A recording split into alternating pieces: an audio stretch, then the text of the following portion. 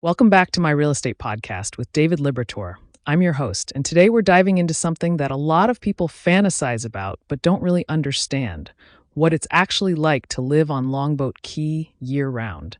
And who better to talk to about this than David Liberatore himself, who knows this area inside and out.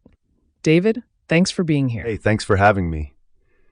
Yeah, Longboat Key is a special place, and I think a lot of people see the beautiful beaches and the sunsets and think, yeah, I want to live there forever. But the reality of year-round living is a bit different than what people imagine. Okay, so let me ask you this. What are some of the things that people don't really think about when they're dreaming about moving to Longboat Key? Like, what's the reality check? Well, the first thing is the seasonal shift in population and atmosphere. Winter is absolutely gorgeous. You've got perfect weather, tons of activity, the beaches are lively, but then summer hits and it's hot, it's humid, and a lot of the seasonal residents leave. The island becomes quieter, and you're dealing with that intense Florida heat and afternoon thunderstorms almost every day. Some people love the peace and quiet of summer, others find it isolating. Oh, wow. So it's like two totally different places depending on the season. That's interesting because I think people just imagine it's always that perfect winter weather, right? Exactly. And then there's the practical stuff. Cost of living is high, property taxes are significant, and hurricane season is a real consideration from June through November.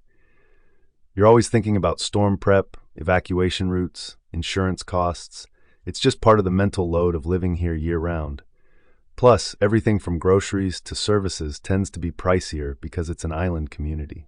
Right. So it's not just the weather and lifestyle stuff. There's real financial and safety considerations that come with the territory. What about the day-to-day living experience, like traffic, amenities, that kind of thing? Good question. Traffic during season can be brutal, especially on the bridge. You've got limited commercial development by design.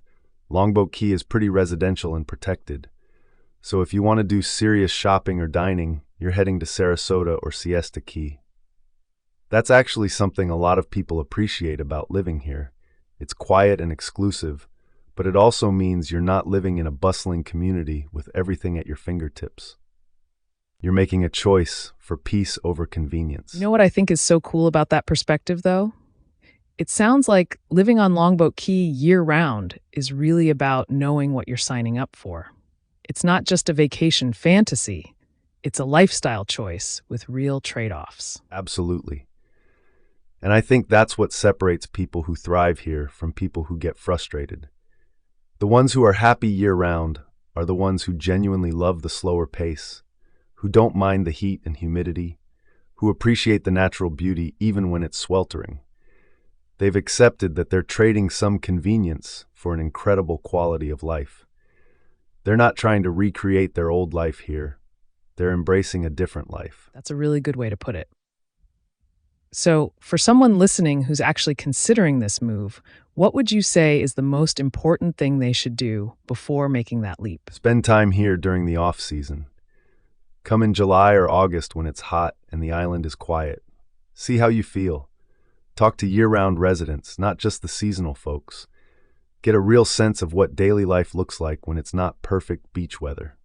That's the real test of whether Longboat Key is right for you. That's solid advice. Well, this has been really enlightening, David. I think you've given people a really honest picture of what year-round living on Longboat Key is actually like. The good, the challenging, and everything in between. Thanks so much for being here and sharing your insights. Thanks for having me. I love talking about this place, and I hope this helps people make the right decision for themselves.